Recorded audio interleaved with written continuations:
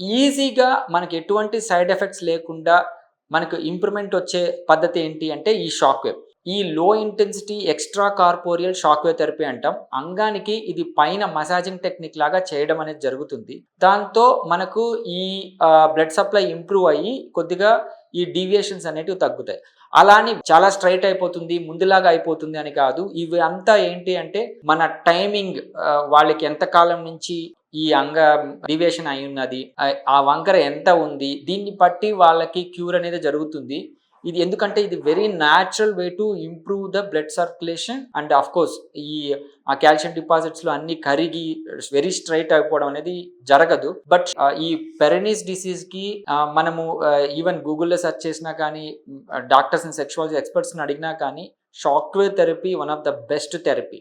ఇదే ప్రిఫర్ చేస్తారు పెరనీస్‌కి. ఎందుకంటే సైడ్ ఎఫెక్ట్స్ లేకుండా ఇంప్రూవ్‌మెంట్ అనేది ఇస్తుంది. సో నేను క్లారిటీ ఇవ్వటం ఏంటి అంటే ఇది వెరీ స్ట్రెయిట్ అయిపోవడం అనేది జరగదు. కొంతమందిలో అవుతుంది. ఎందుకంటే ఆ డిసీజ్ వెరీ ఎర్లీగా వచ్చారనుకోండి ఈజీగా అయిపోతుంది. బట్ వాళ్ళకి ఆ గడ్డ ఏర్పడి దానికి కాల్షియం డిపాజిట్స్ ఏర్పడిపోతే కొద్దిగా ఎక్కువ షాక్ వేవ్ థెరపీస్ ఇవ్వాల్సొస్తుంది. బట్ వెరీ స్ట్రెయిట్‌గా రాదు. బట్ ఇంప్రూవ్‌మెంట్స్ ఏముంటాయి అంటే వాళ్ళ ఎరెక్షన్స్ ఇంప్రూవ్ అవుతాయి, సెక్షువల్ యాక్ట్ ఇంప్రూవ్ అవుతుంది, పార్ట్నర్ సాటిస్ఫాక్షన్ లెవెల్స్ ఇంప్రూవ్ అవుతాయి.